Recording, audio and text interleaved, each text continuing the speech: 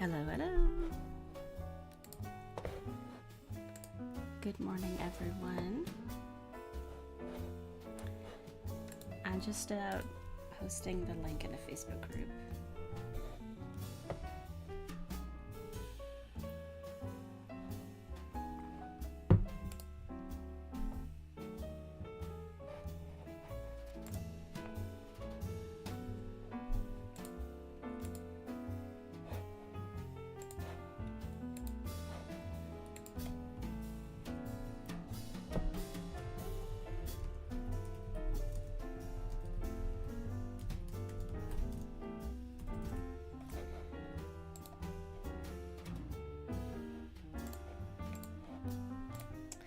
Right, okay.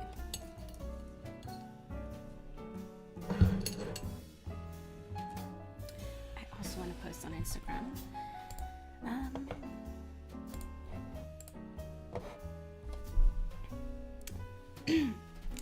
Good morning, everyone. Okay, so during the last video, I think the music was a little bit loud.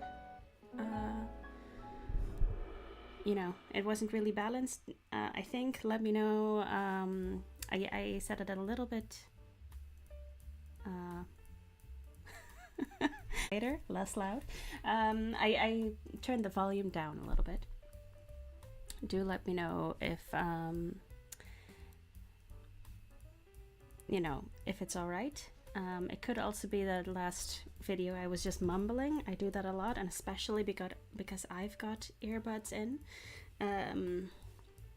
So yeah, if I'm mumbling, just say, Carmen, speak up, please. Open your mouth. Right, let me just post on Instagram as well.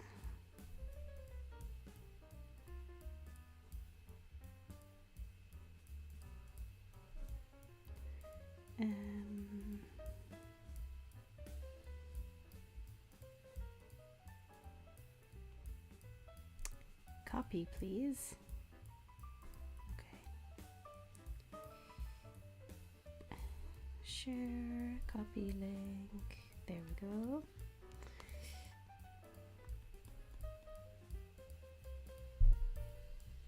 Good morning. Good afternoon. Good afternoon. I keep saying good morning. I'm so used to it being the morning. It's only 15 minutes into the afternoon here, so forgive me.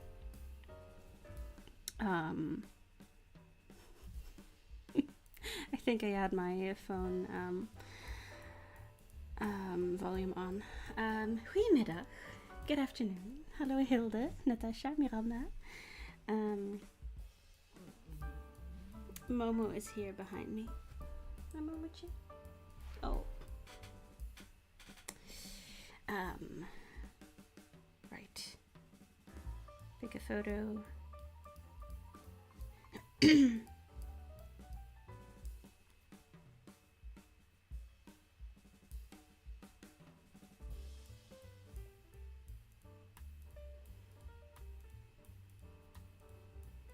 There. Okay.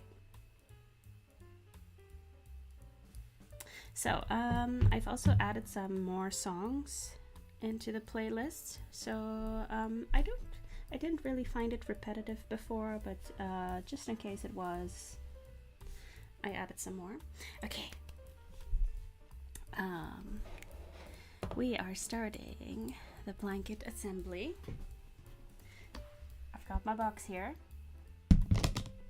with all of the squares. I've got all of my needles,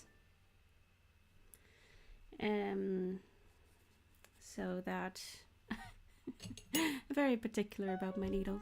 Pair of scissors and some thin cotton yarn. This is yarn that I bought years ago. It's Rico Design, I think, and I bought a crochet kit with it. Started making it, found a mistake in the pattern, got fed up, So I have 3 balls of this, and I see there's a knot here as well. So I don't know. I never restarted the project. Also never gave the yarn away. But I think I might use it now because it is at least partly cotton.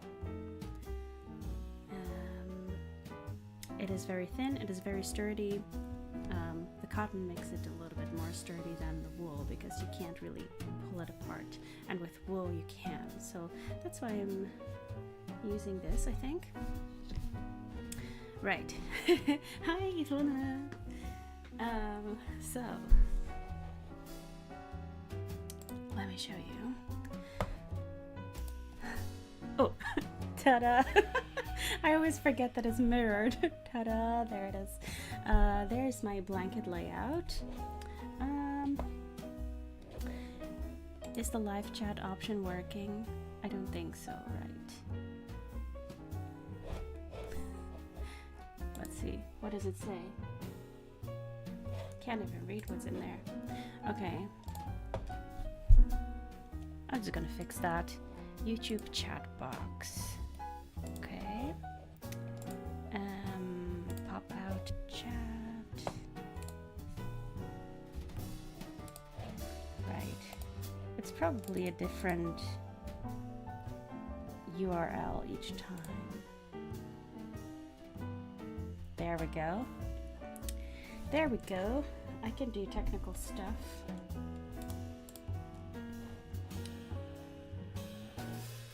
Yeah. Okay. Right. So, my plan. I keep finding that. My plan is, you see that there's one area is already sewn together. It's in the rightmost bit. But the top row of that and the bottom row of that is still unattached, so I'm going to attach those first, I think. Yeah, and then afterwards I'm going to attach everything into strips first, like vertical strips, and then assemble those. Yeah, that's my plan.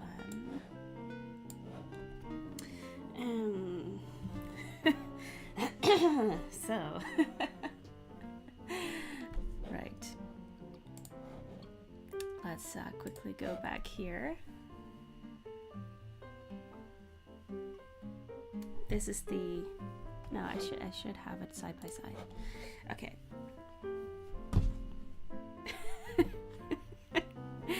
Okay, this is the bigger part with the squares folded in there that I need to attach. So,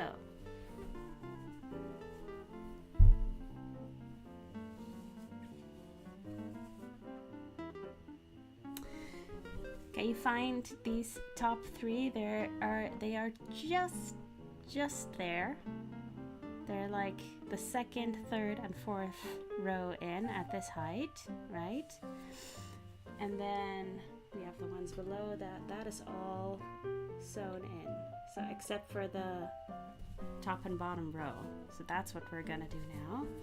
So I'll have these, right? And then above this one, I'll do this one, see?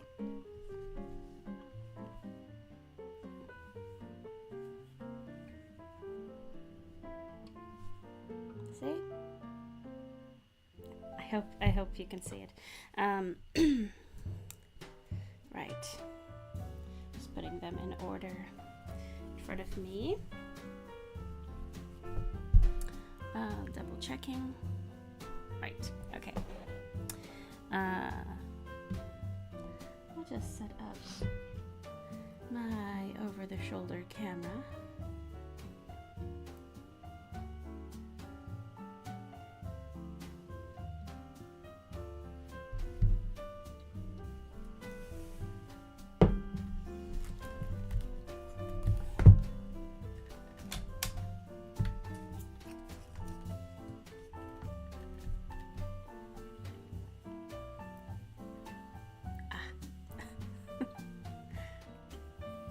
And again, do let me know if I'm starting to talk like with a smaller voice. How do you say this? Let me know if I need to speak up, because sometimes I just don't really realize that I'm not speaking up. Right. Let's see if that is working.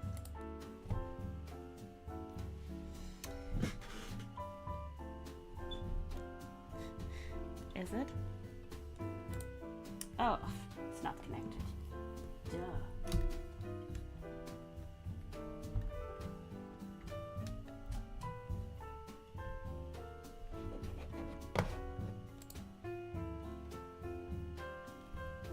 Hey.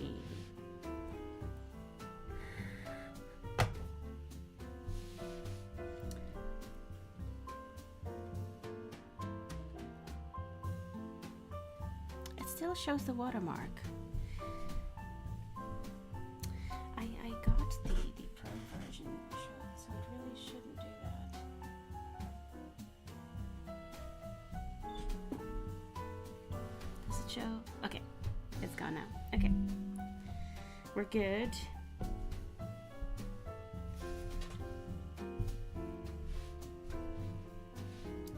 Okay, now let's think.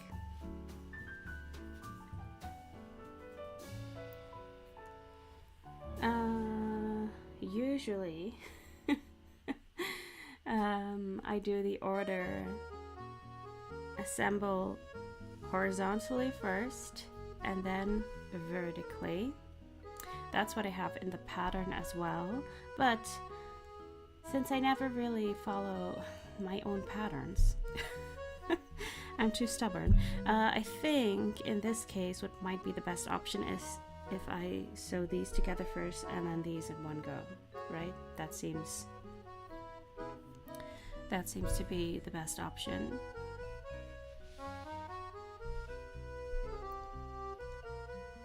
Let me... Okay. Thank you all so much. I'm so excited as well. Right, so I've got all my needles. And oh, hi Annalena. And I've got all my needles, and I want to find a very blunt one, right? Because for sewing in ends, I want it to be as sharp as possible. For mattress stitching, I don't want to go through any stitches, so I want it to be a more blunt needle tip. Yeah, that's the one. It's not completely necessary if you don't have one with a blunt needle tip, it's totally fine. Let me fold this so that it doesn't fall off the desk.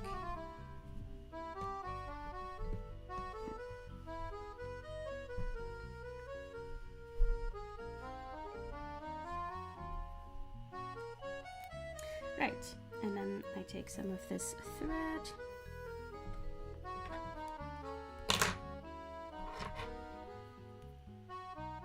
You don't need too much.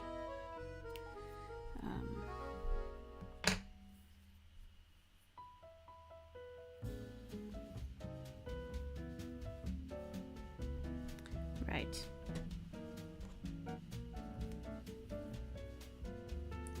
I'm going to start, I always start on the right side and then go to the left. It's just my preference. And I am going to start weaving it in here.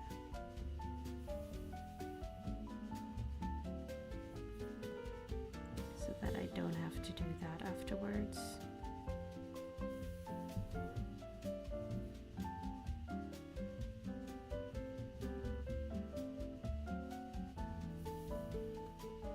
There. Okay. I think I should zoom in a little bit more.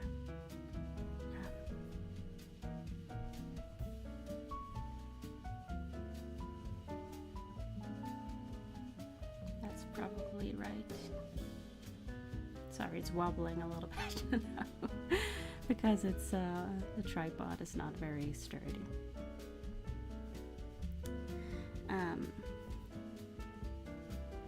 Right, so how did we do this again? Should have watched my tutorial before I joined.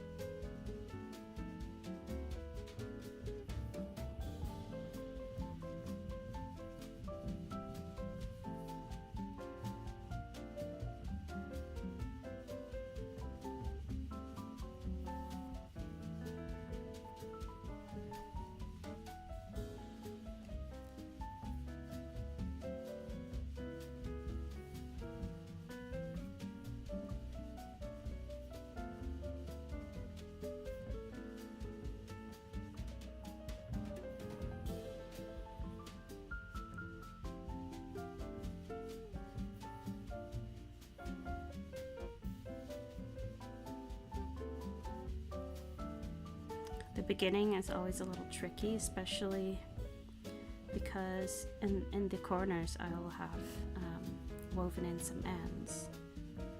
So sometimes that'll make it a little bit muddled.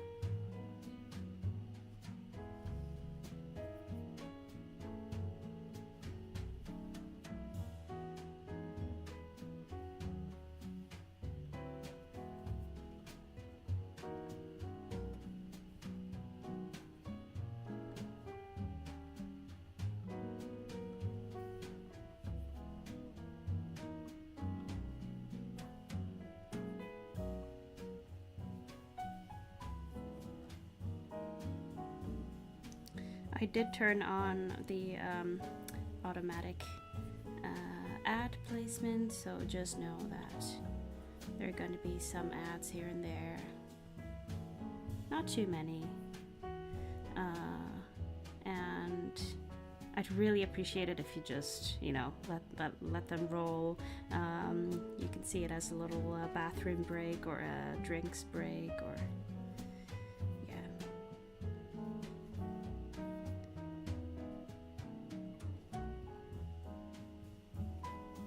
Hi, Anik. Good afternoon.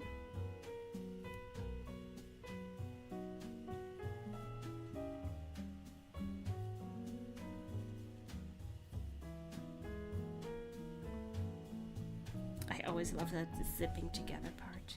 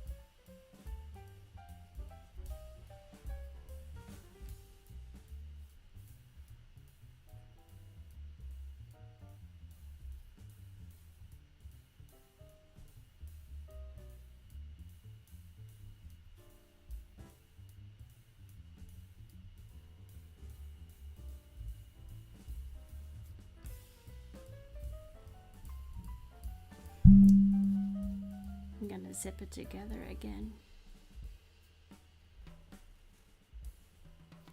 I just love that part.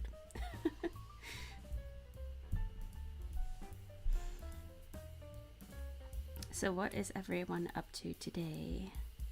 How is your Tuesday? I've only been grocery shopping in the morning.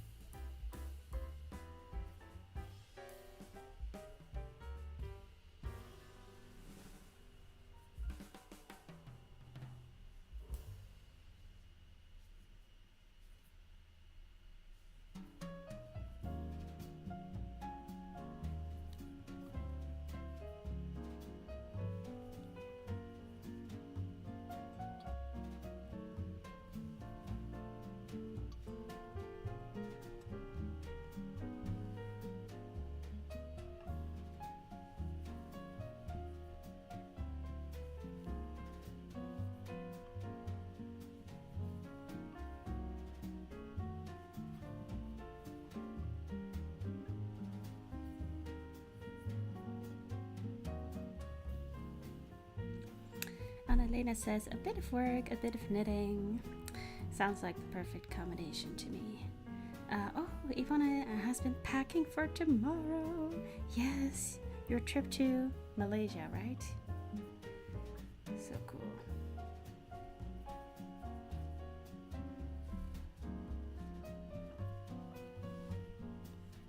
Yay, seam number 1 is done. I'm just going to weave in this end already.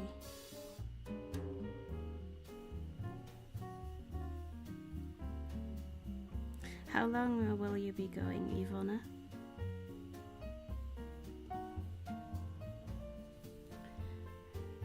Enough projects.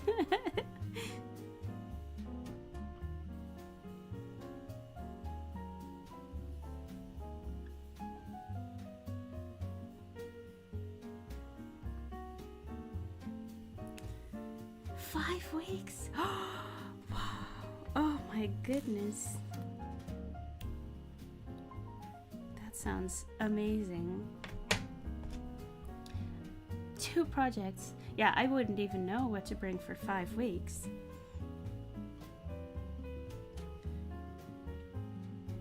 I mean, I guess you can buy yarn there and start new projects if you need to.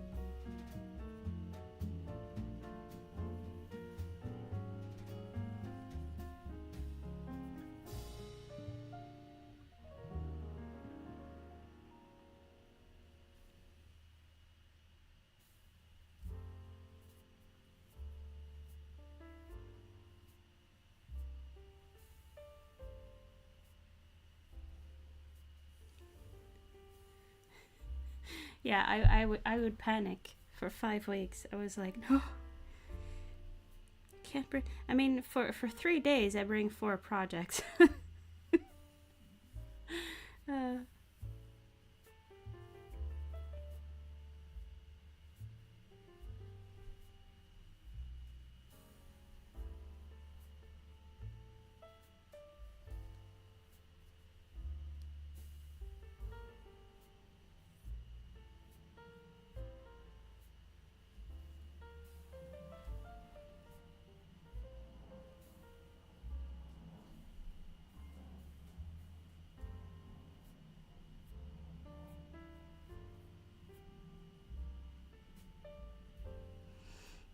Summer yarns only.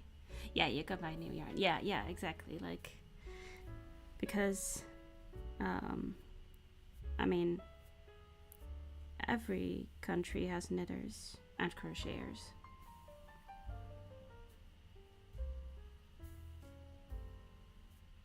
Oh, but, so are you bringing only the yarn that you need for your projects, or are you also bringing some more yarn?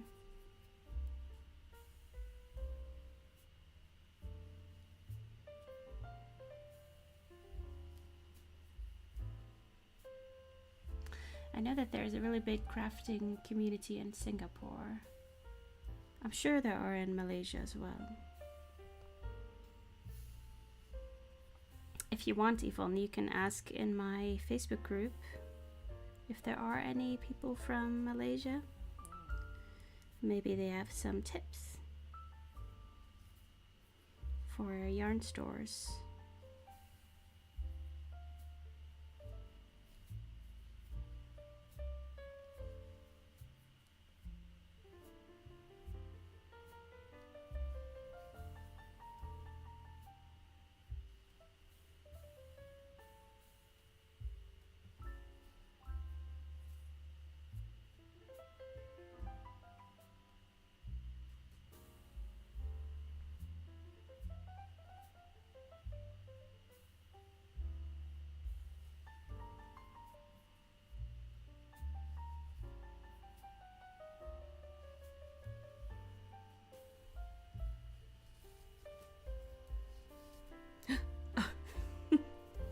I pulled the yarn out.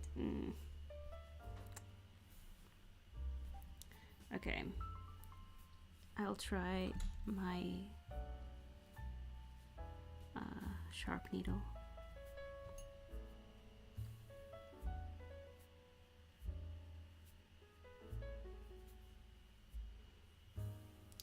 Oh, you know two nice yarn shops. You go to Malaysia every year? Oh, how nice.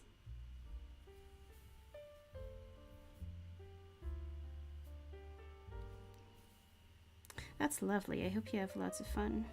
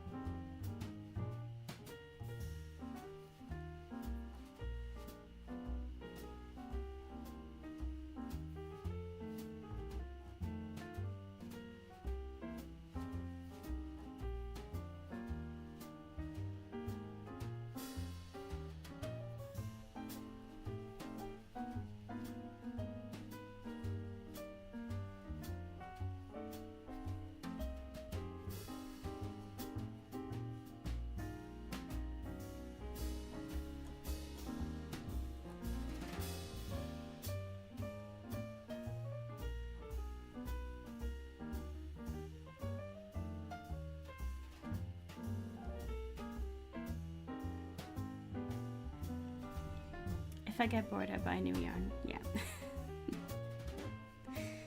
Yeah. Although I'm sure there are lots of things to do in Malaysia. It's, everywhere on holiday. I always tend to pack too much.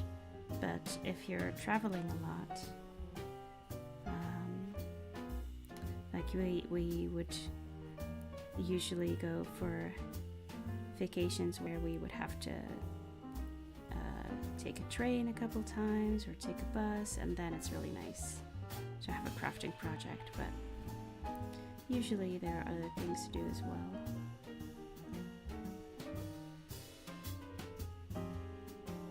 But sometimes when I'm taking the train, I'm like, what do you do if you don't mate?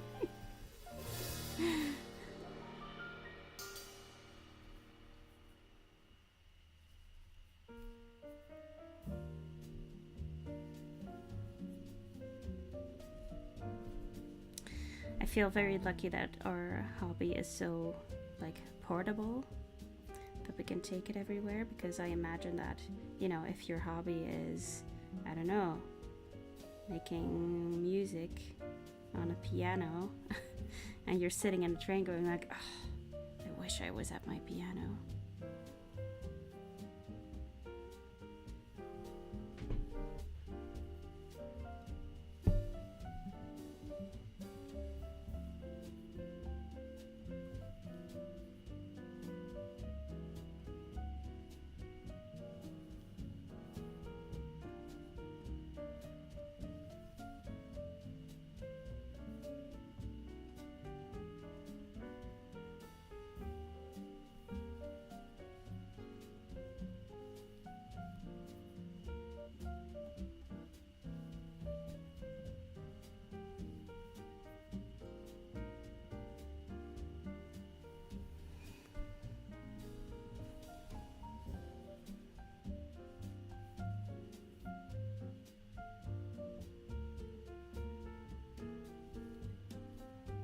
Hi, Gabriella. How are you doing?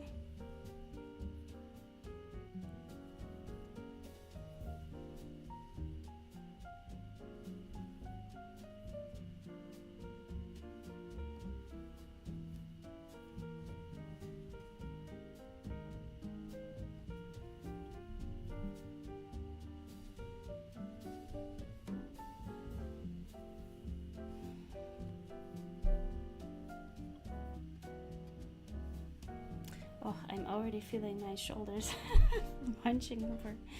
Natasha has to go pick up her kid. We'll be back later. Okay, see you later, Natasha. Gabriella is fine, waiting for IKEA for the new kitchen. Oh, that's exciting. I heard a lot of good things about IKEA kitchens.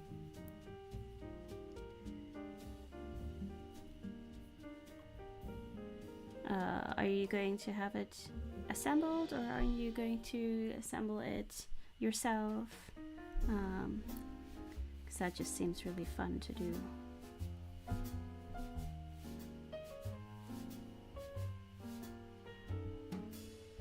Momo is behind me on the chair, by the way.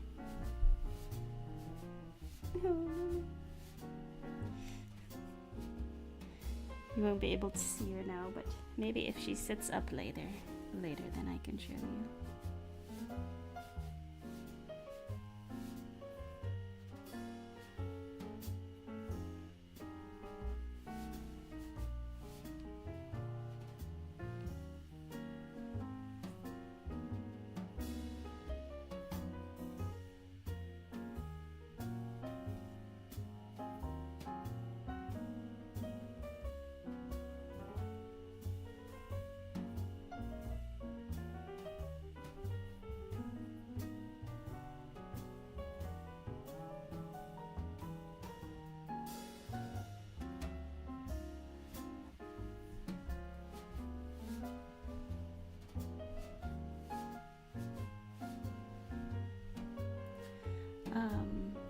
It is a bit of recycling of the old kitchen and new from IKEA. Oh, okay. That's good.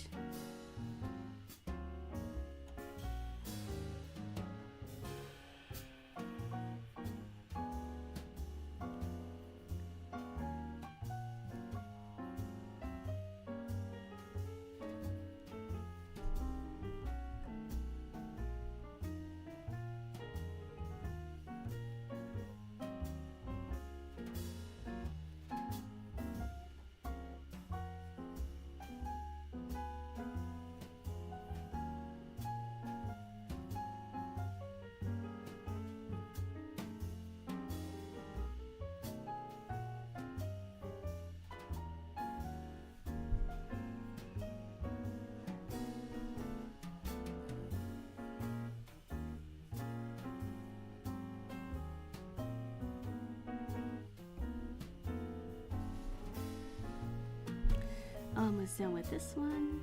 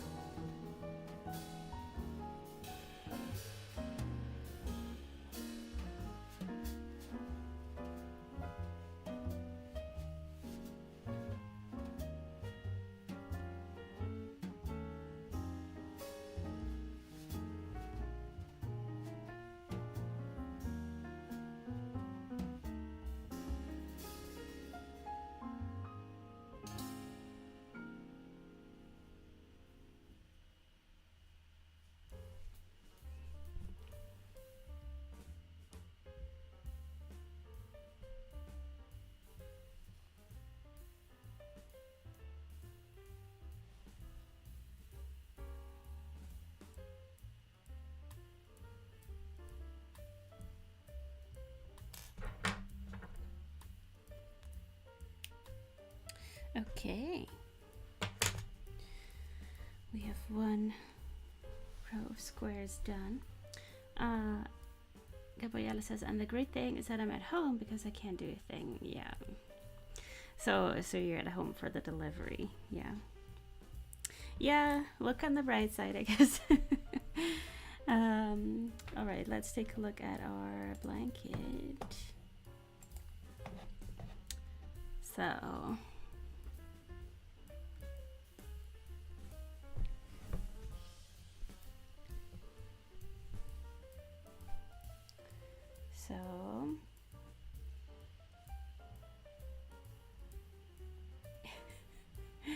So for those of you who just joined and haven't seen this yet, so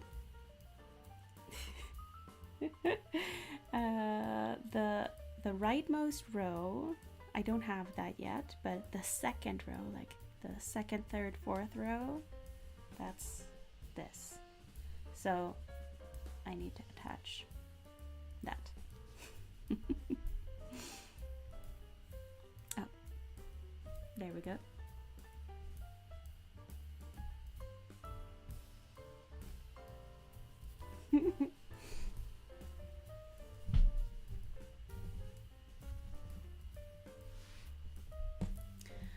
Right.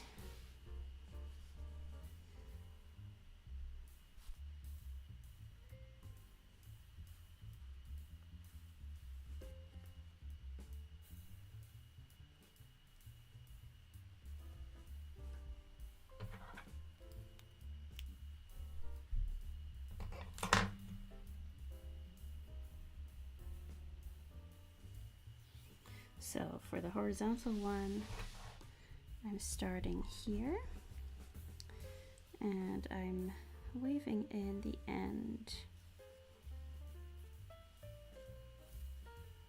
before I start.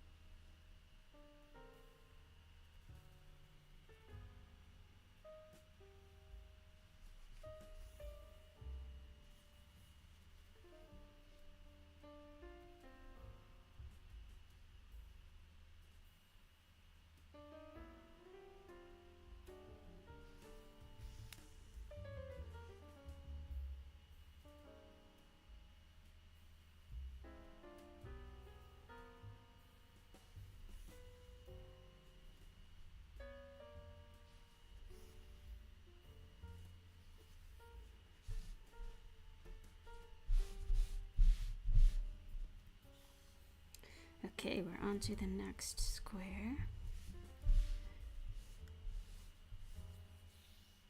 The horizontal joining is a little bit more difficult, I think.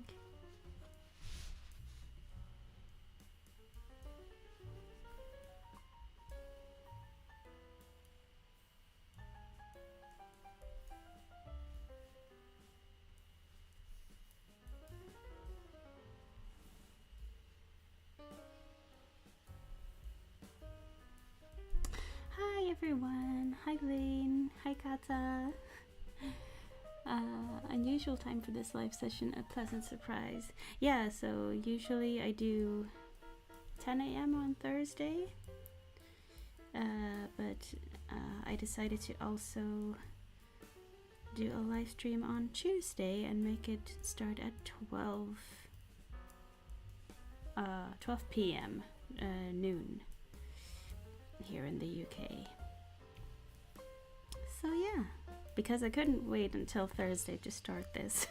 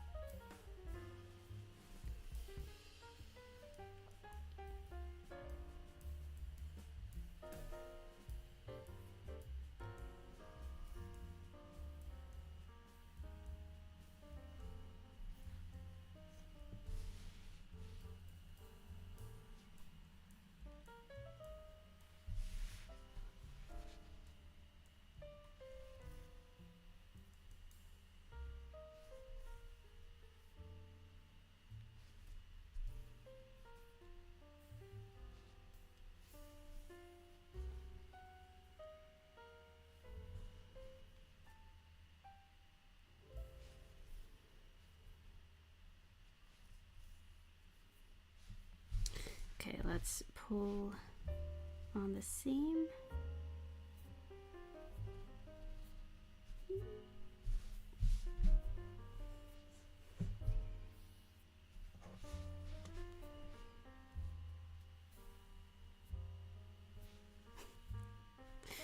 I genuinely love this process of assembly so much. So much so that my Momo is snoring a bit. So much that I'm actually thinking about, oh, I would love to do another one. And whereas I know that I definitely shouldn't.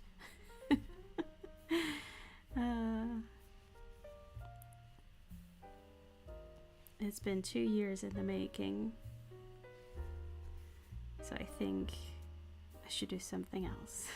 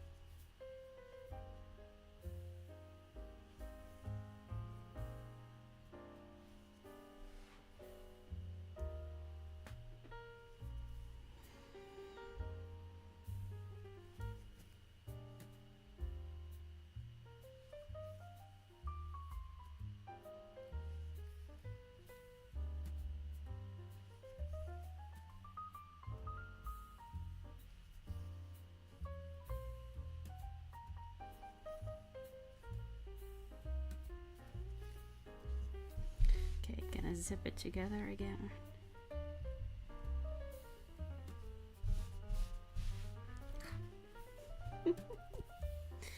The dopamine rush is real.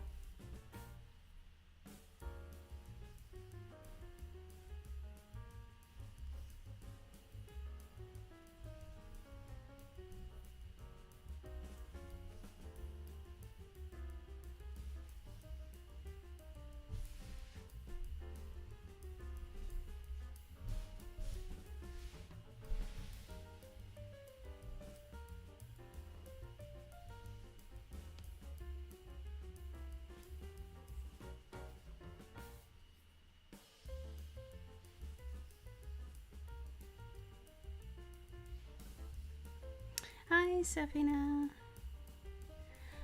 Serena says, hi, I got my color pack. Now my journey begins. Yes.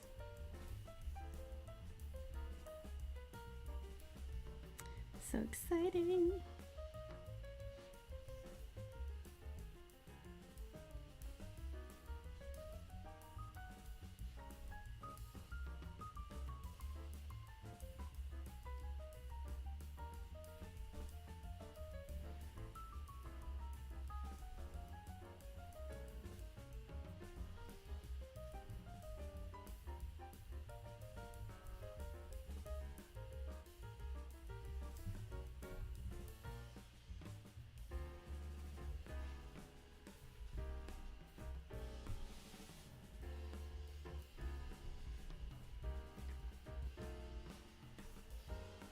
So Serena, are you going to use the color combinations from the pattern, or are you going to make your own color combinations, or a mix?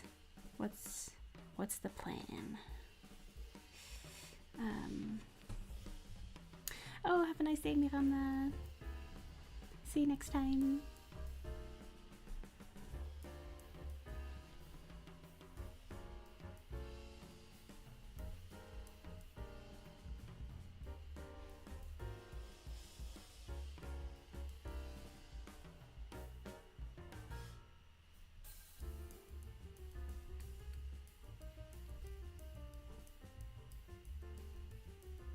A mix, I think. Don't know yet. Okay, okay.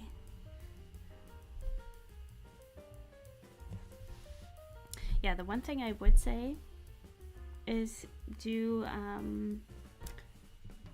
decide on your colors before you start with the first squares.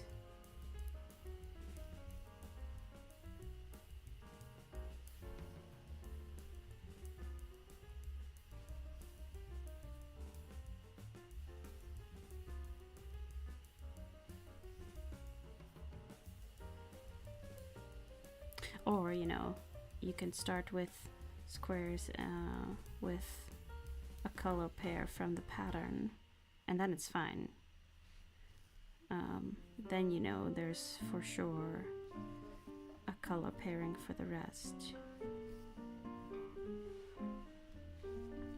Because I will say it is a bit tricky. And I ended up with color pairings that I would have never put together. But, that's just because you want to use all 80 colors from the box, and that's also fun.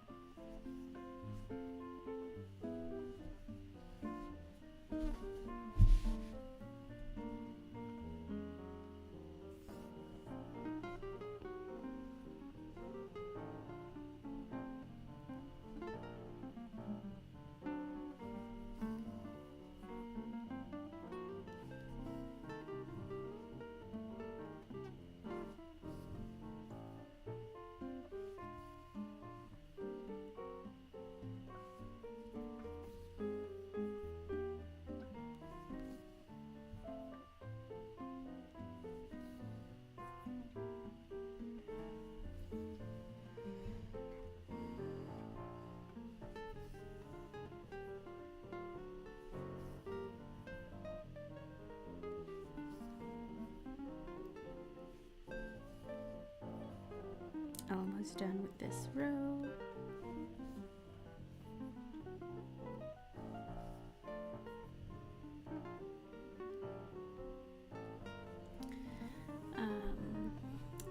Yay, I made it to the live stream. Hi Jillian. Nice to see you. Sarina says, van de ene kant gemakkelijk, want je hebt erover nagedacht dat ze ook bij elkaar passen, maar van de andere kant is de ontdekkings toch ook leuk. Okay, yeah. So on the one hand, using the ones from the pattern is easy because I've already thought about it, but on the other hand, putting together your own colors is fun because, it's fun to make your own combinations and to do a little bit of exploring, yeah. Hi Natasha, welcome back. Just finishing this row, and then we'll take another look at the assembly.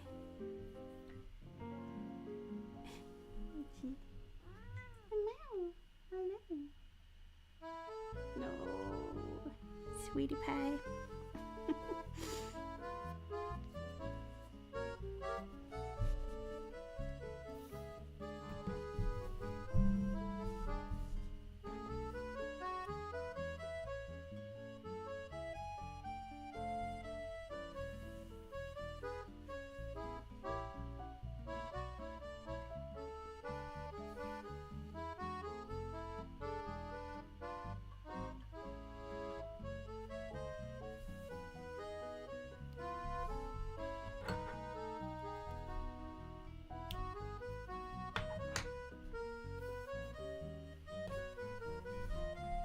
Okay.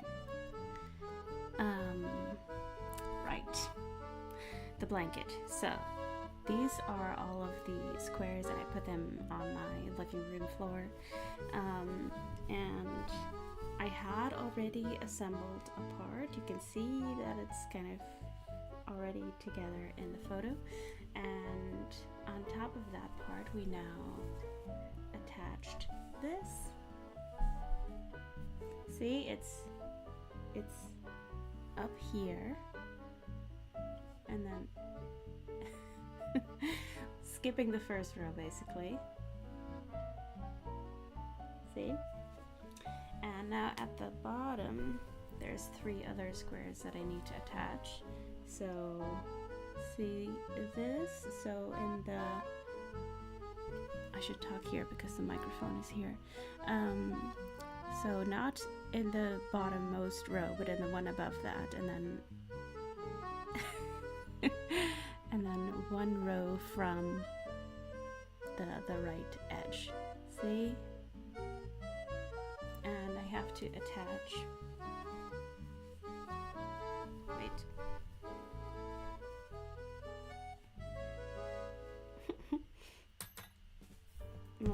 This one.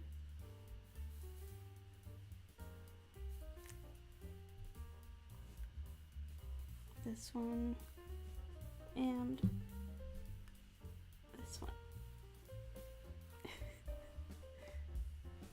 See, that's the bottom row. Right.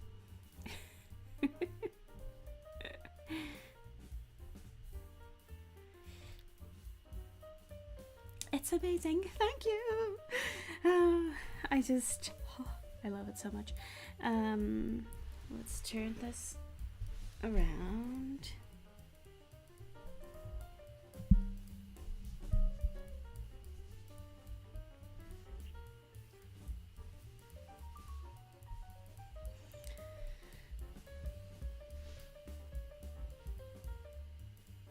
Right, so this is how they go. So I'm gonna do the same as I did before with the top row. I'm gonna assemble the vertical seams first and then the horizontal seam, which is basically the other way around of what I usually do in the pattern, but this is kind of a different situation because we already have a block of prepared blanket. So moving this one aside. Oh, there's the feather. Okay.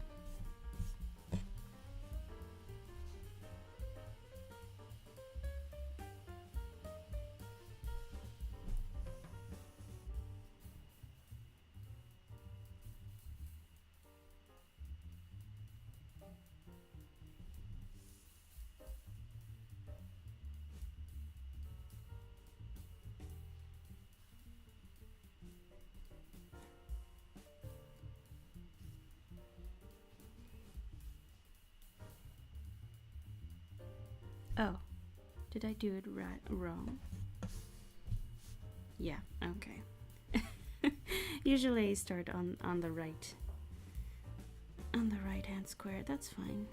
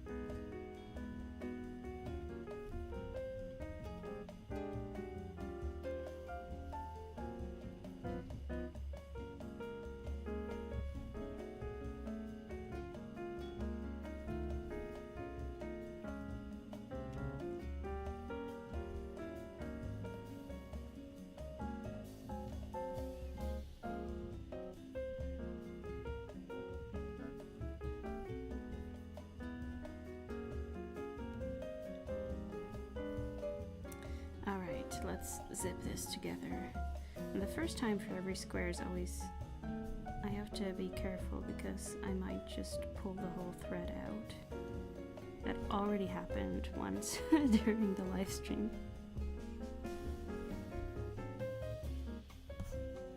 Hello, Nico. Welcome, welcome.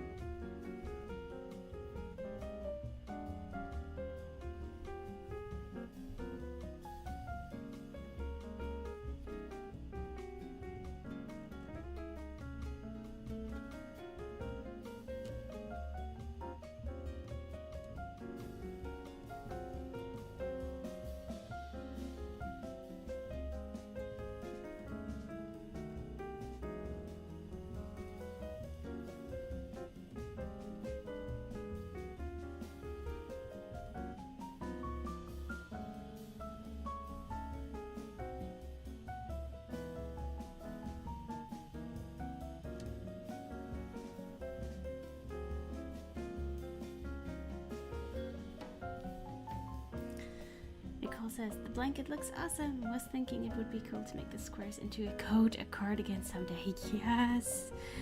That is absolutely amazing. Yes.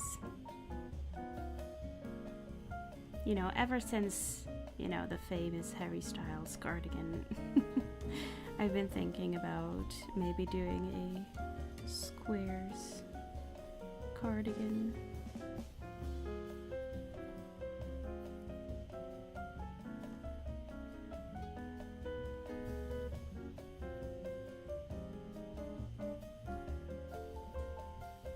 And have you seen the heirloom quilt cardigan? I can't remember the designer's name off the top of my head, but it looks amazing. It's a knitting pattern, but it's kind of mimicking this this quilt square, which looks really fun.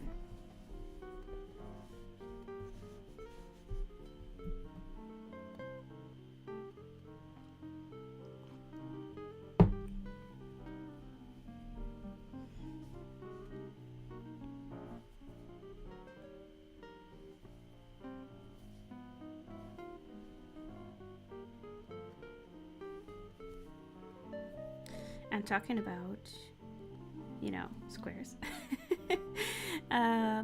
There's actually a book coming out next month that I have contributed to, which is called 100 Knitted Tiles. There was a crochet version of this book last year or the year before. It's called 100 Crochet Tiles. And I submitted some squares for that. I think I submitted 6 squares. I have 2 of them here, so I can show you. Let me just check that they're in focus. So I've got this one. I love this.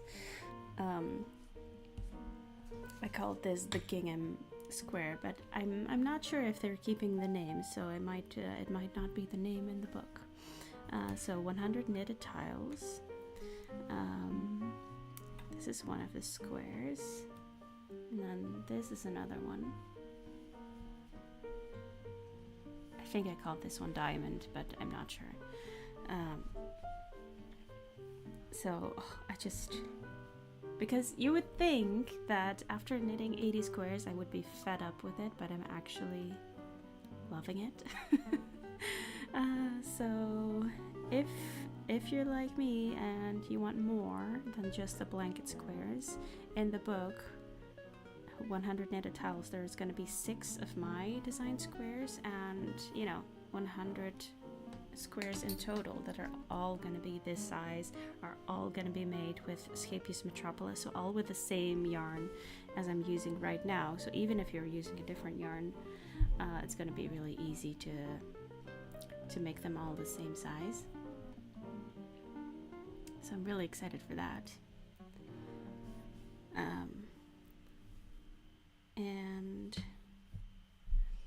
I should be getting my copy somewhere in the next month, so I can show you. It's by a British publisher, but it is in English, so that should mean that it's going to be available in America as well, although and in Canada, although I'm never 100% sure.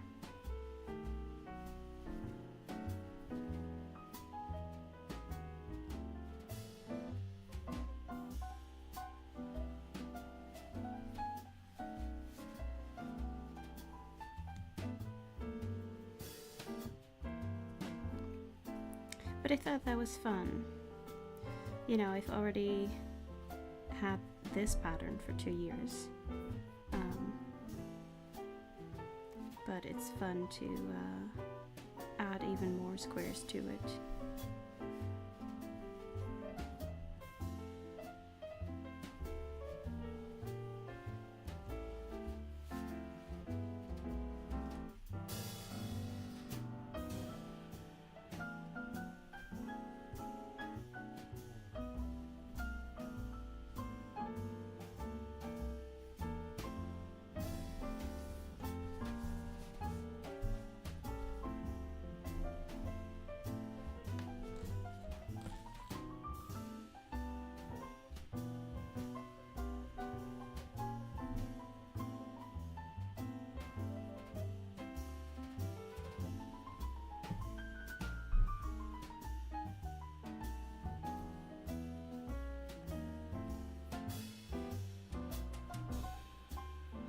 Thank you, Annalena.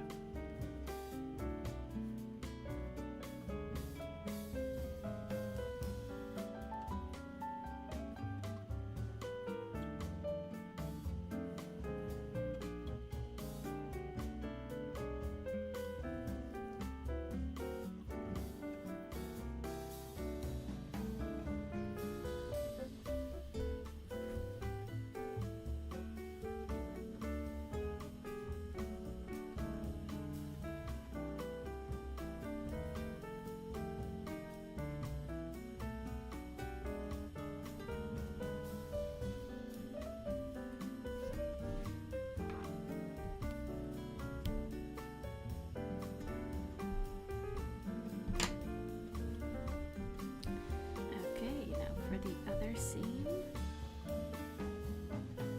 This is one of my favorite squares of the whole blanket. I just love purple. And especially like putting it next to this one, the purples and the greens.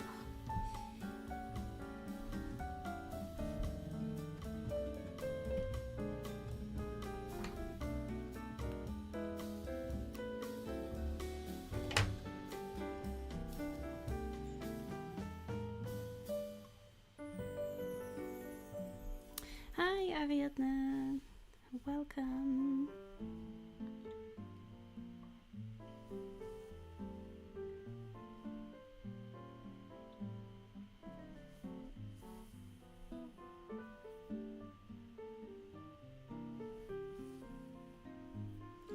It is time for the assembly.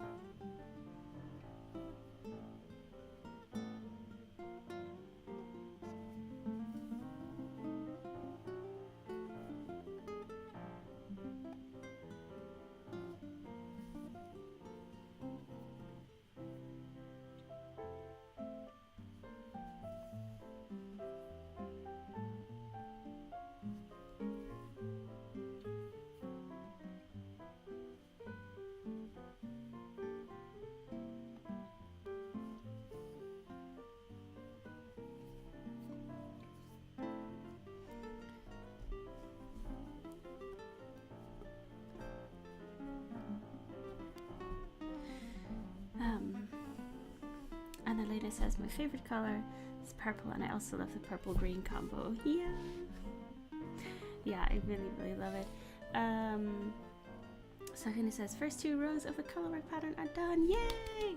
I'm always nervous because if I don't count right, the rest will not work out. Yeah, exactly. The first couple of rows are the most important ones because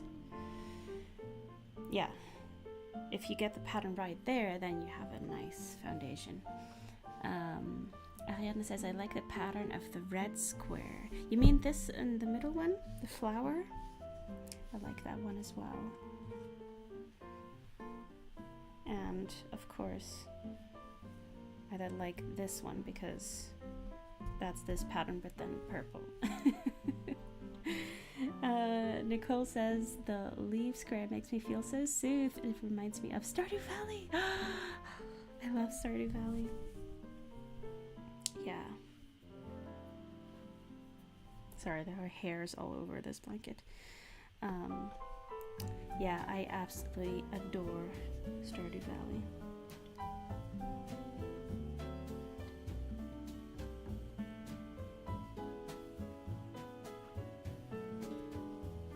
There's one sock pattern, I think, with Stardew Valley color work in it, and then there's one set for each of the seasons, and that's just like one of those patterns that I wish I had designed because it's just so perfect.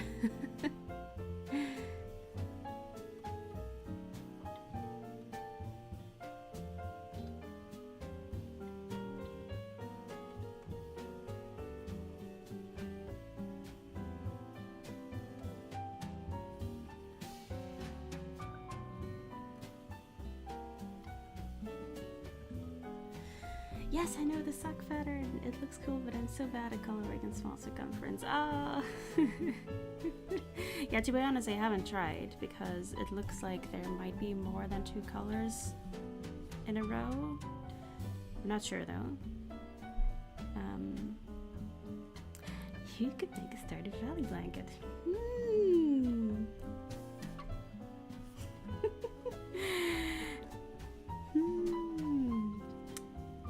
I might.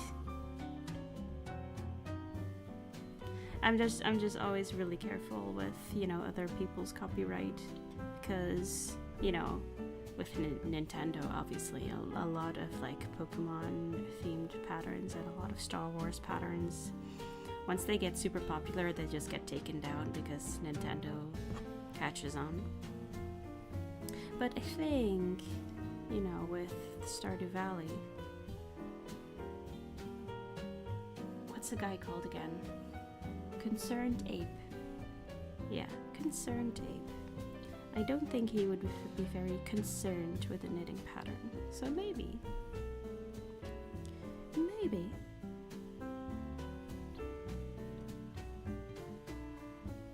I think he's a very nice guy all around.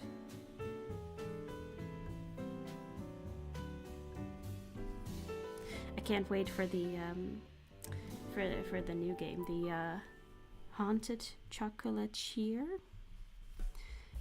There's been a trailer out for the, I think since 2 years, but it still hasn't been finished. But he's a bit of a perfectionist, so so I'm sure that he's finding lots and lots of things to fix before actually releasing the game. Yes, it's fun. I need to play the game again with the new additions, but I don't want to do the Easter egg hunt again. I hate that beginning part. Oh, I always skip it. Or do you mean like in general, like the community center? Because the Easter egg hunt, like I always skip the the village festivals. I just go to the mines. The Ghibli ones totally got swiped from Ravelry too, but I hear that Stardew Valley got bought by a bigger video game company, unfortunately. No! No. Oh, I hope that's not true.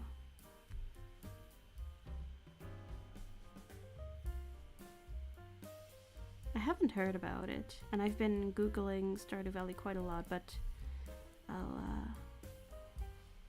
see if I can find out more. Good morning. Good I mean, for you it's good morning, yearning for a smile. Here it is 1:30 p.m. So good afternoon from Scotland. I didn't know you can skip it. I didn't know about Haunted Takuchi. I'm gonna look at it now. Yes, you'll love it. Yeah, so for the Egg Festival, or whatever festival, I just don't go to that area of the village where it is being held. And usually you can kind of go around it.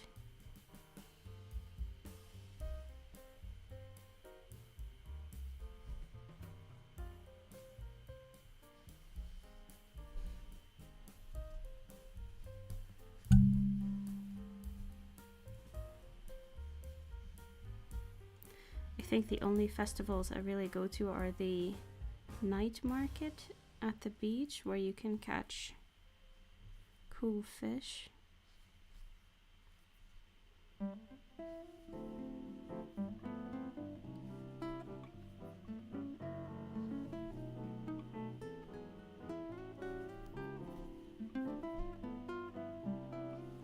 But yeah, we've been playing it a lot over the Christmas break. And my boyfriend and I started a co-op farm. And we're just totally hooked.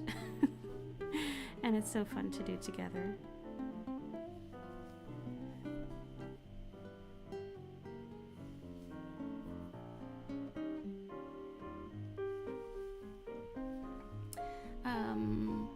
I couldn't remember if you were in Scotland or Norway. It's a morning for me in Alabama, USA. Yeah. I'd love to be in Norway. I've never been. No, I have been. I've just been to Oslo, so I haven't seen the beautiful nature.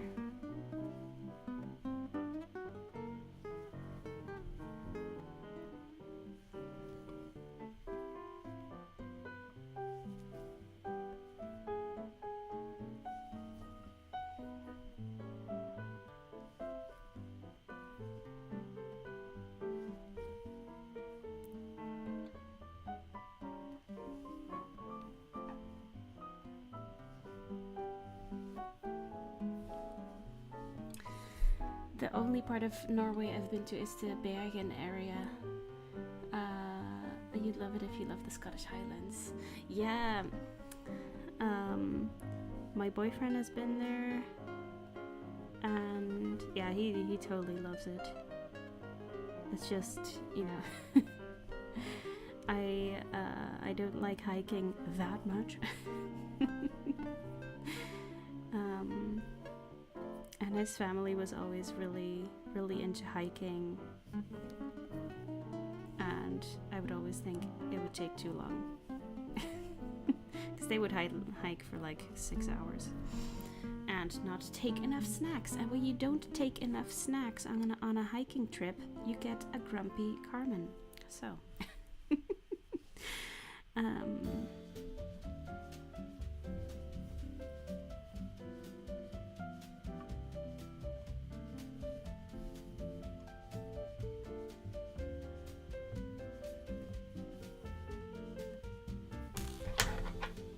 yeah, but I'm really excited about the weather getting a little bit better here, warming up a little bit. Hangry hiking is the worst, yes. So we can go out a little bit more here. We've explored quite a bit, but in the winter there aren't many, because we love to go hiking and then, stop by a cafe and like have some soup or something. But in December and January, there aren't that many places that are open, because lots of them just open for the tourist season. And so you have to pack everything yourself, and then, yeah. Yearning for a Smile says, I love this blanket. I have the yarn and the pattern for the Shiv Rainbow blanket, and I made the rainbow sea waves. Oh, so nice! I love the Shiv Rainbow blanket. It's really, really nice to make. And especially if you've made the rainbow sea waves before, the Shiv Rainbow is much easier, because there's a clear indication of where you should do the increases and decreases, whereas for the rainbow sea waves, you really have to pay attention and put stitch markers. So I think you're really gonna like it.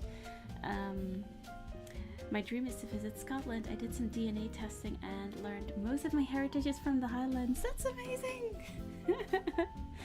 Oh, I've never done a DNA test myself, but yeah, who knows? I might have some Scottish DNA as well. I don't know. Probably German though. I don't know. And he says, "Have a nice day until Thursday." Yes, I'll be here on Thursday, 10 a.m. UK time, so 11 a.m. Dutch time.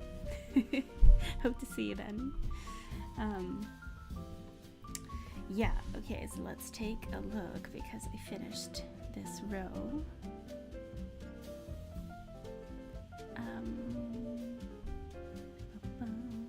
Assembly. Here we go. Right. So, if you look from here, the second, third, and fourth row, that's what we are doing now. I have to find ways to show you this. So, second, third, and fourth row on the bottom, almost, and then we're adding this. See? Yeah.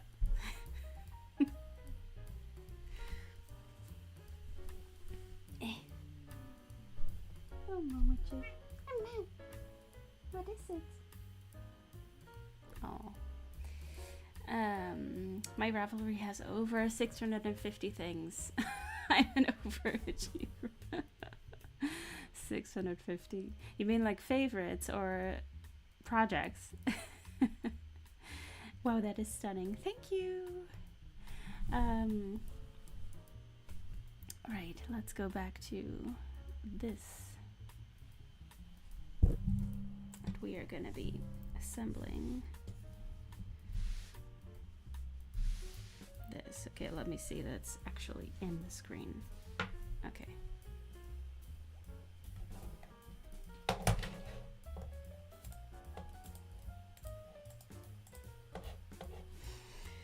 You've already done quite a lot then. Yeah, so a lot of it I did before we moved in the summer.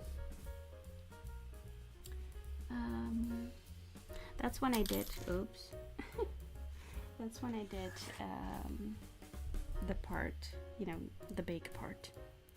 And that's when I figured out, okay, I have to finish all of the squares because otherwise I am first going to knit up the color pairs that I really, really like and have that as one side of the blanket, and then the other side is going to be color pairings I don't really like.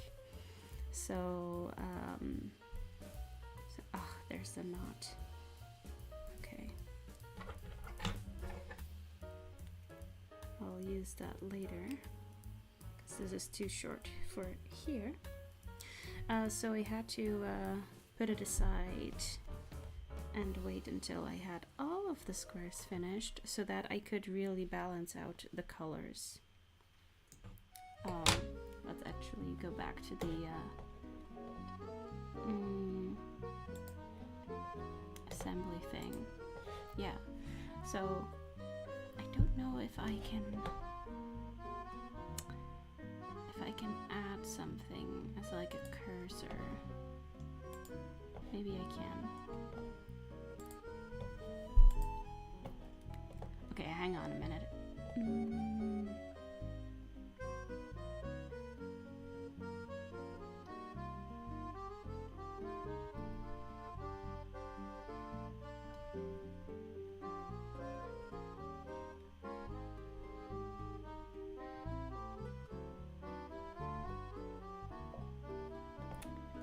Okay. Okay, wait, let's do this. Okay, hang on. Okay. Okay, that's my cursor. um, so this is the part that I made, right? And I don't know if you could tell, but I used a lot of the light colors here because apparently I really like those. And I left a lot of the darker colors, like this one with black and this one with the dark gray. I left those for the end, and I wanted to be able to, you know, arrange them. And here, this one is a darker one, so I just wanted to arrange all of those and have it kind of, yeah, kind of have it balanced, and also take a look at the, you know, warm versus cold colors. There's a lot of blue colors in here, and yeah, and then some orange and reds, and I really wanted to like balance those out. All right, I'm going to see there. I hit it.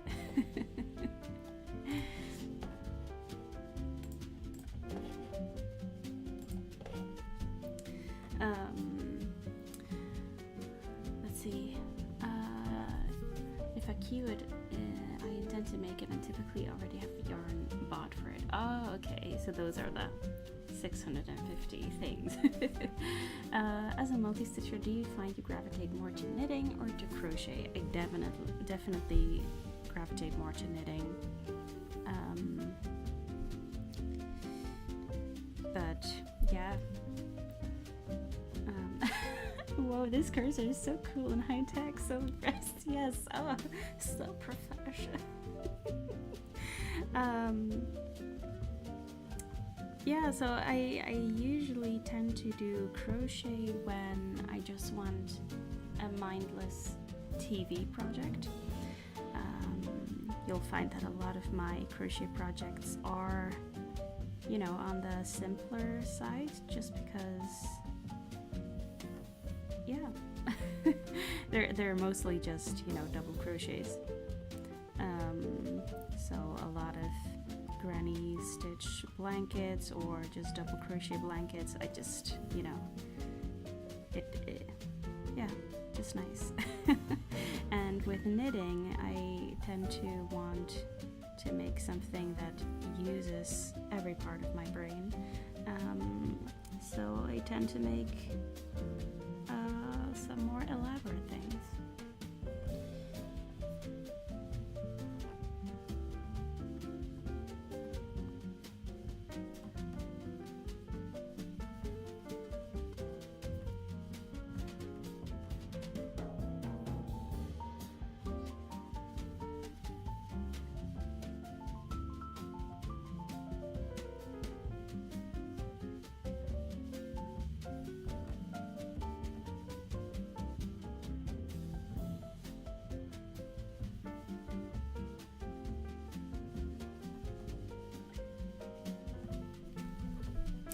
Which did you start with, knitting or crochet? Oh, I think I started with knitting. Yeah, back in 2010.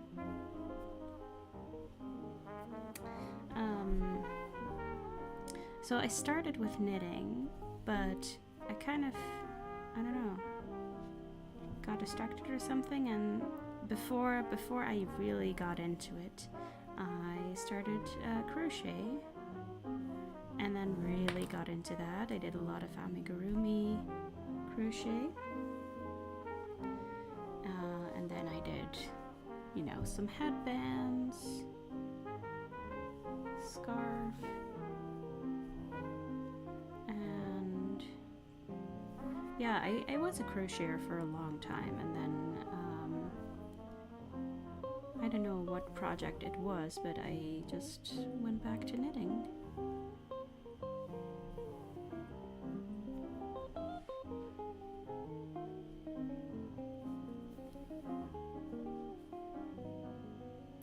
Oh, I remember what it was. because I was just trying amigurumi because you only needed a small amount of yarn, and I was a student, so yeah, my yarn budget wasn't really a lot, so I would try to make as many things as possible from the yarn that I had. And then after a while, no, that was after a whole while. Like, what am I even saying? I went to work for this website, and they were able to sponsor me with yarn. And then I gradually got more into knitting, because suddenly I thought, oh, I can actually go and make garments now.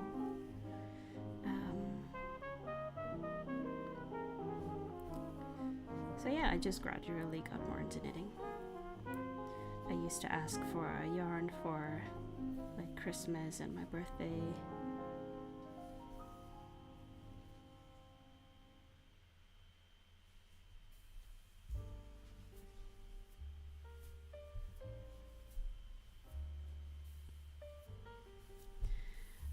Your blue sweater, yes, exactly.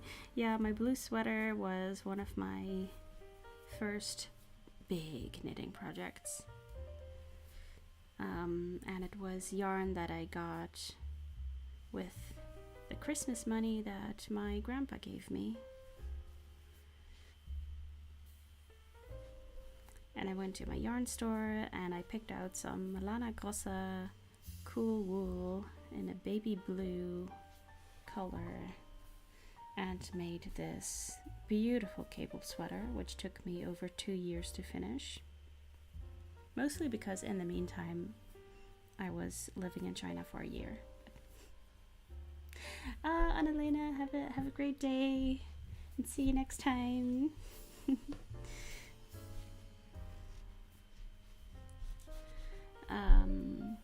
2013 was the year I started crochet. I think a lot of us got into it around that time. There was a huge movement, a lot of content creators on YouTube for inspiration and more local yarn stores in the States. Yeah.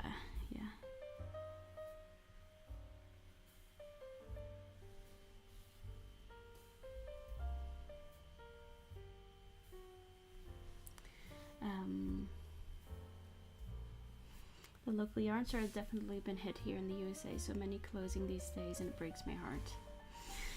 Yeah. I see local yarn stores coming and going as well, either due to, not having enough finances, or due to personal reasons, because 99% of the time it's a family business. And the one here in Inverness closed last year because they just wanted to spend more time with grandkids. So yeah.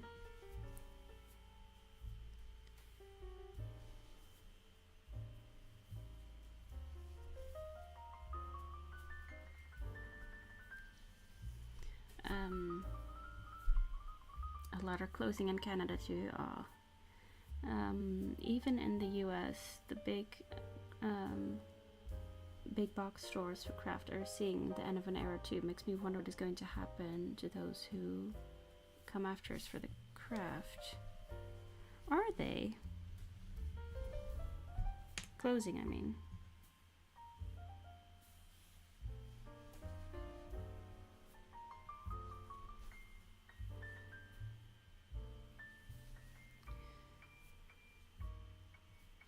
Because I'm still seeing an upward curve for the enthusiasm for knitting and crochet, and the amount of stores, the amount of events. And of course, there's some skill involved in running a business. So, and some luck as well.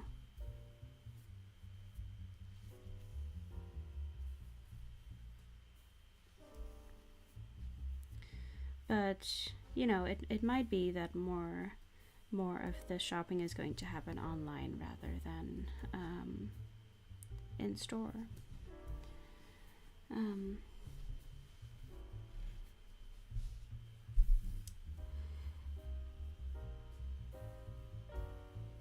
Buying online does not help either. If you can't have a web shop for some reason, it will be hard. Yeah.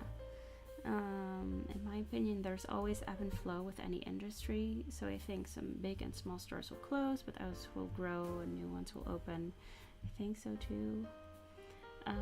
Joann's in the USA had to close a bunch of stores last year. Oh, and layoffs. And Michael started their version of Etsy. Really? On their site, which I think helps. Oh. I'm totally not up to date on, any of the Joann's and Michael's and Hobby Lobby or... And here in the UK you have Hobbycraft, and in the south you have John Lewis.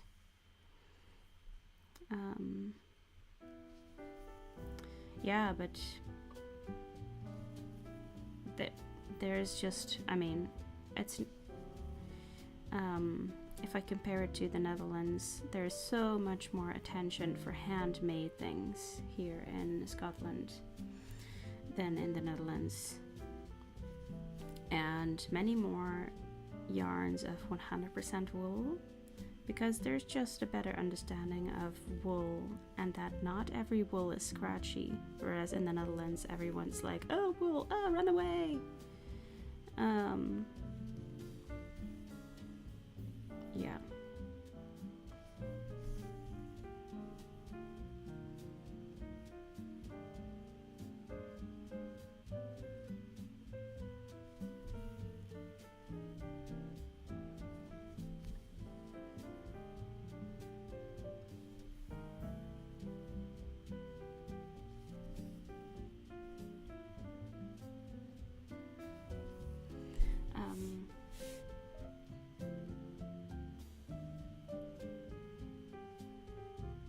I didn't know Michael has an Etsy. Lol, why is this both horrifying and hilarious? Yeah, I don't know.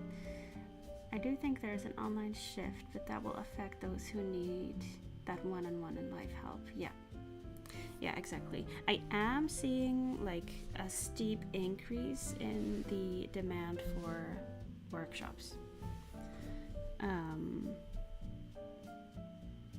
Like when I taught workshops in the Netherlands, I there were so many shops that wanted to book me, but I just said no, sorry, I'm full. I can't book anymore because I had a limit of 1 or 2 per week, and I didn't want to go over that, and I didn't want to work in the weekend because but there just was a huge demand.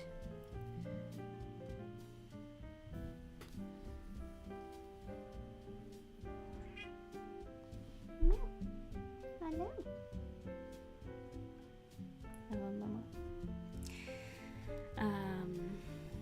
Then we are the only Dutchies who think, who don't think wool scratches. Yeah, yeah. There's definitely more and more Dutchies also coming on board with the wool as a good fiber.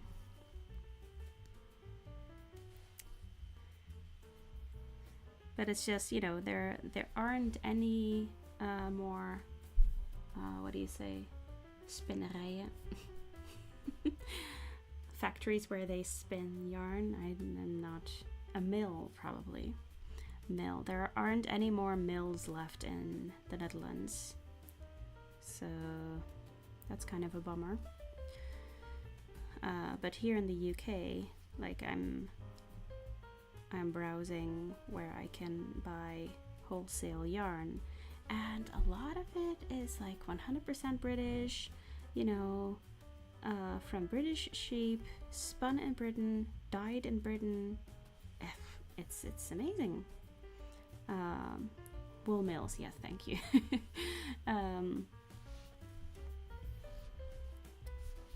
yeah, so it's really great to see how there's a lot of the wool process just being able to be completed here.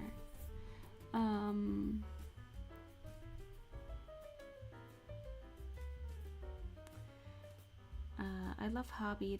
I think they're a great store with great customer service. I also shop from Wool Warehouse in the UK.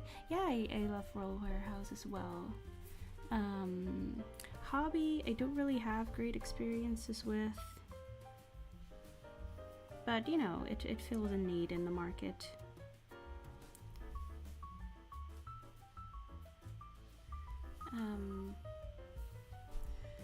The only downfall to workshops is the ones who cannot afford them in their budget. The cost of living for the average American has really gone up over the years, and I think it's played a huge role. Yeah, definitely. I'm noticing that here in the UK as well.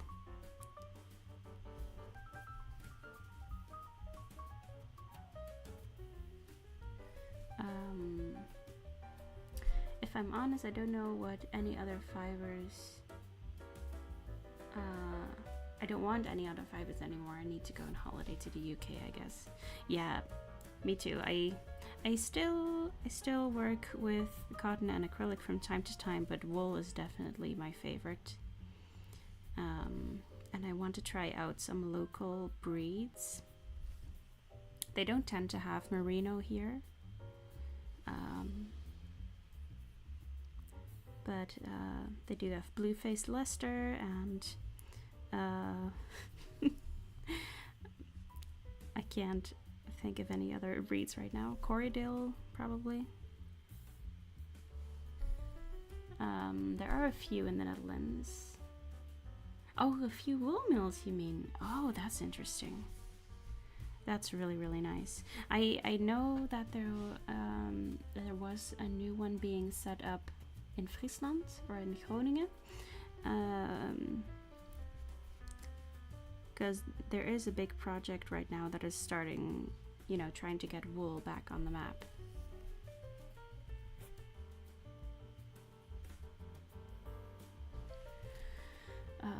One small suitcase for clothes and one big one for yarn. Yes. And a vacuum bag. With a vacuum bag, you can pack so much yarn.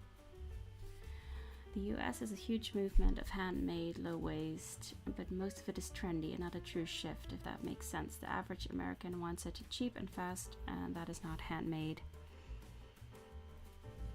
Yeah, well, to be honest, all things are handmade, right? I mean, all clothing is handmade. But yeah, we need to shift towards buying clothes that are produced where makers get compensated fairly, or they just get, you know, paid to cover their cost of living. Wool is always my favorite. When we travel, I always try to find a locally sourced wool and locally hand-dyed. Yeah, I love BFL. Have some on the wheel that I need to finish. Ooh. Oh, I love spinning as well. I just bought some Manx Loten. Don't know. Help me out. Manx Loten wool to spin with, but oh my god, you have to Google the breed. There's one image of the sheep which is terrifying and hilarious. Its horns are a huge X. Okay. Manx. Oh, Mojo. No, not Max. Manx. Okay. Oh, yeah. Yeah, it has two big horns like that and then two smaller ones. Oh, let's see if it has the pronunciation. Loxton. Manx Loxton. Okay.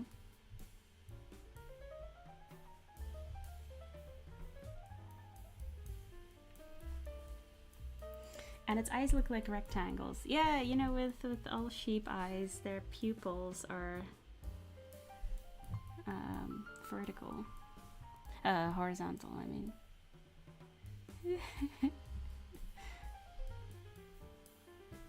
Yeah.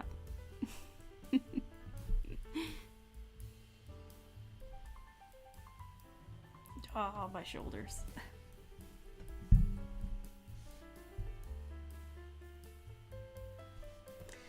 I think I have to take a break soon. I'll just finish this row, okay?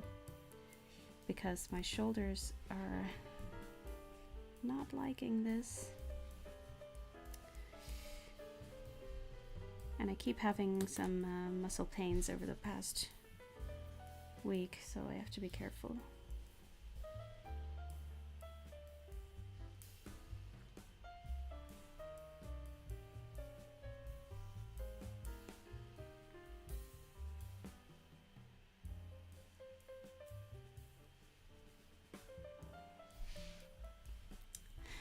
I need to go walk Nessie. Nessie. Not sure if she'll hear me, but it was nice popping into chat and catching live stream while I ate breakfast. Yeah, thank you so much for joining. Have fun on your walk.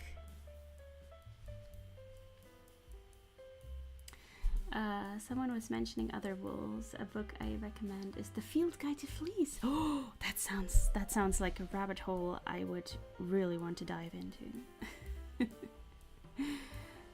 She turned her head towards the TV, but could have been an arbitrary turn of the head. Lol. Okay. Bye, Nicole.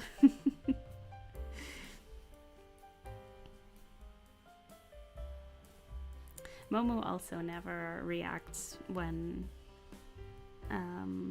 you know, when I'm on the phone with Tim and then he says her name, but she never reacts. So I'm not sure.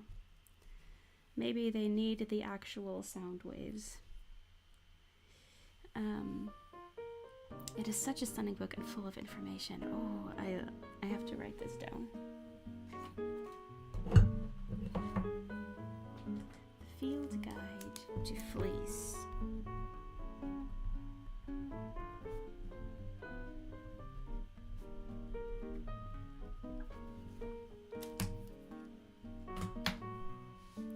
There's this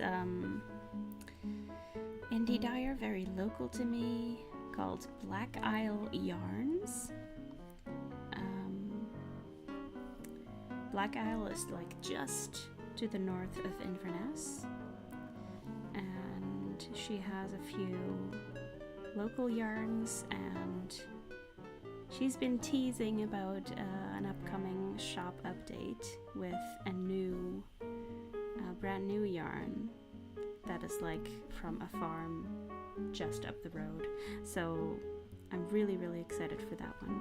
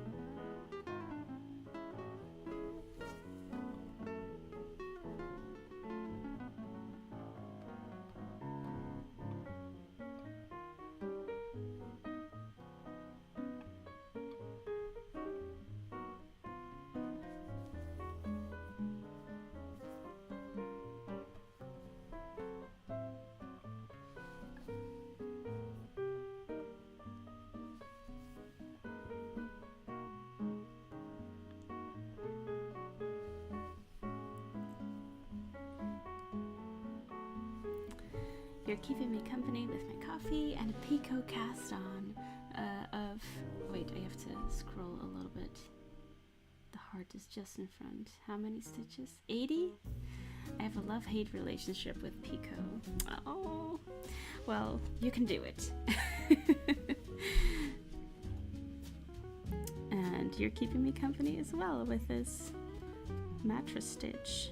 Although I do really enjoy this. But yes, Pico cast on. Not my favorite as well.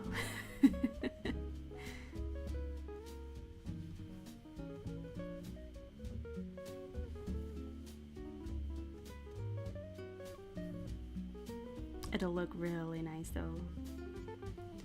I knit some mittens with a Pico cast on, and it was just, yeah, really, really beautiful.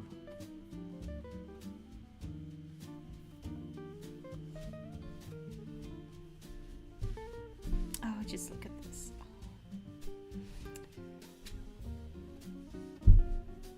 Oh. I keep telling myself, but it's so pretty. Yeah. It's worth it.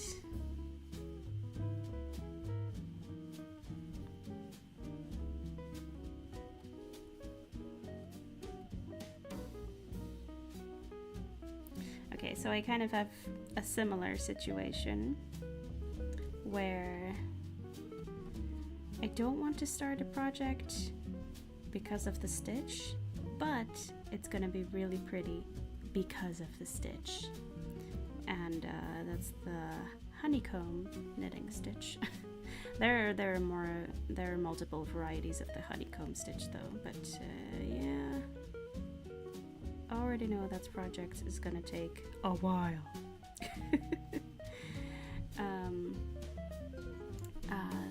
You're making a stole. Okay, it's designed with a flat cast on, but it needed a little something. The best thing about fiber arts is our ability to adapt our style. Yes, 100% agree. That's why I love that. You know, when you're in a store and you're looking at like clothes to buy, you think, you know, I would like it if it wasn't for the collar or the sleeves or whatever. And then if you look on Ravelry for patterns, and you know, you can just change that. So neat and tidy. Thank you. I have knit a honeycomb hat. I love that thing. It is stunning. Yes. Yeah. And a dear friend of mine has asked for a honeycomb baby blanket for her firstborn this year. And so I can't, like, I absolutely 100% want to do this. Because it'll be so special. So my idea is I'm just going to find the most sumptuous yarn. She's asked for merino yarn, so that I'll enjoy knitting it because of the yarn.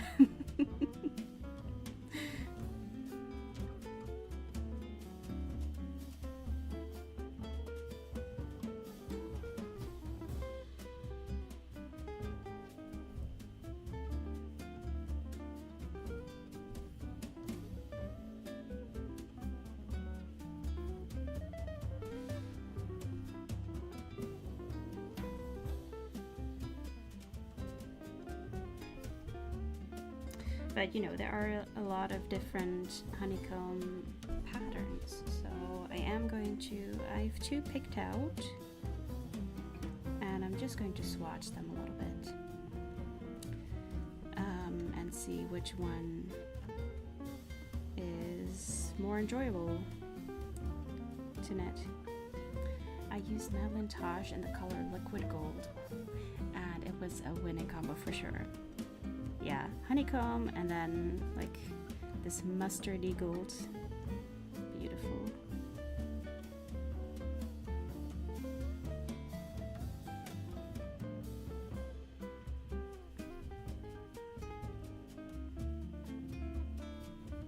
I've only knit with Madeline Tosh once because it is quite expensive here. And that was, you know, years ago. I went to Loop in London, and I just wanted to treat myself, so I got 2 skeins of that, and then paired it with, so that was a bit like medium purple, but also with some of that liquid gold speckles in there. And then I paired it with a darker purple, and it was just amazing. It's still my go-to shawl after all those years.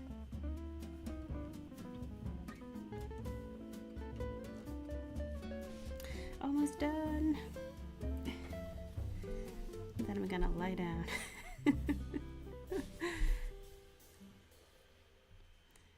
Who knew that crafting could get you muscle ache?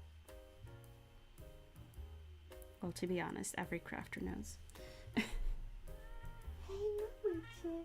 Oh, so sweet. I have to show you Momo.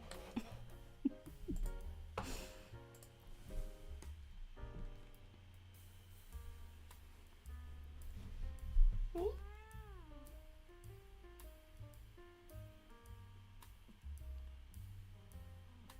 Momo-chi. Huh?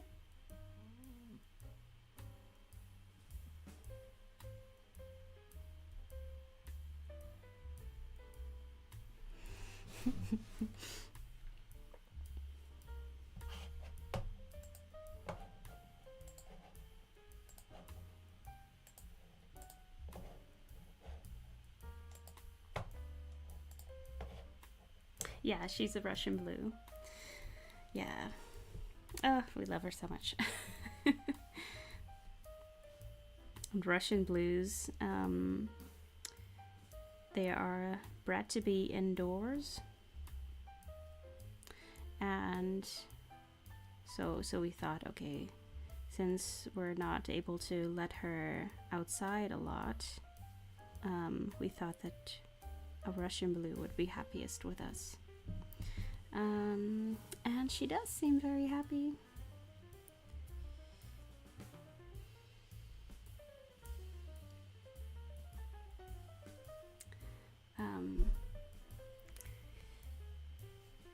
Purples are always a great choice, yeah. Just the other week, my partner asked me, so what is your favorite color? And I was like, no, because he had just said, oh, blue is your favorite color, right? And I'm like, no, blue is not my favorite color. And he said, so what is? And I was like, I don't know. And he's like, how can you not know? But I think purple is my favorite color, but not the standard purple everyone thinks of when you say purple. And I can't even explain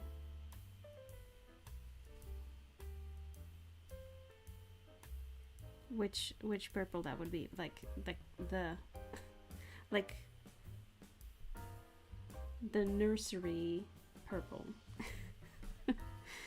the baby rainbow purple.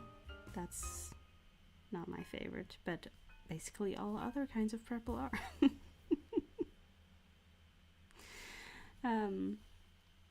Stunning cat. We have 4 strays we have taken over the years. Oh, and now indoor cats only. Oh, okay. We have a lot of land, but with that comes predators, so ours are indoor only. Yeah, I am thinking about, once we find our home here, and ideally we want to have some land as well. We were thinking about, like, okay, we probably still wouldn't leave her out on her own, but we might build her an outdoor space,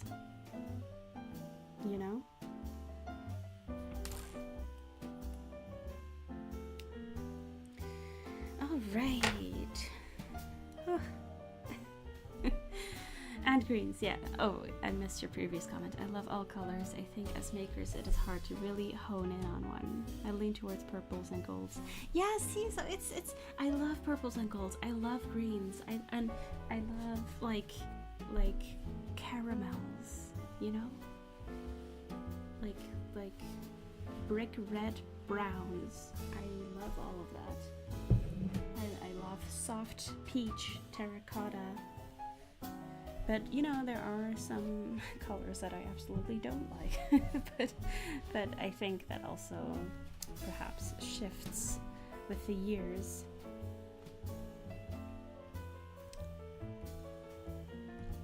Because, you know, at some point I thought mint green was the most beautiful color I'd ever seen, and now I don't know. I still kind of like it, but only as an accent color, not as the main color anymore. So, okay, let's catch up with this. I can't show you this one in full now, but so we have the second, third, and fourth row from this side complete.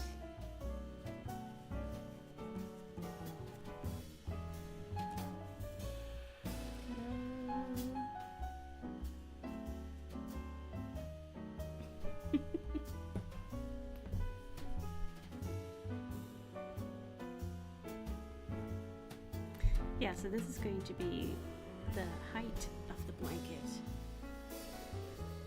or length rather.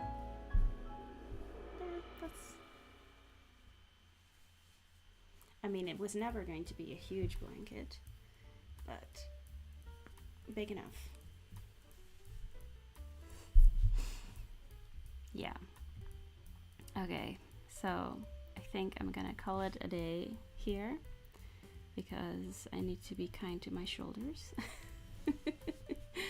And I will be back on Thursday, so it might be a little bit too early in the day for you, because that's from 10 to 12. So where this live stream started, that's where I end the one on Thursday. But hopefully, fingers crossed, hopefully I'll be back at the same time next Tuesday as well. Not big, she said. Yeah, I mean, in blanket terms, this is not going to be a big blanket. But, yeah, still big enough. Yeah, I'm not sure if I will be doing some work in the meantime. I just might. I might assemble some squares, so I will see. In any case, I'll be back on Thursday. Thank you all so much for being here with me today. And I hope you have a great rest of the day. And I hope to see you next time. Yeah. Have a lovely day. See you next time. Bye-bye.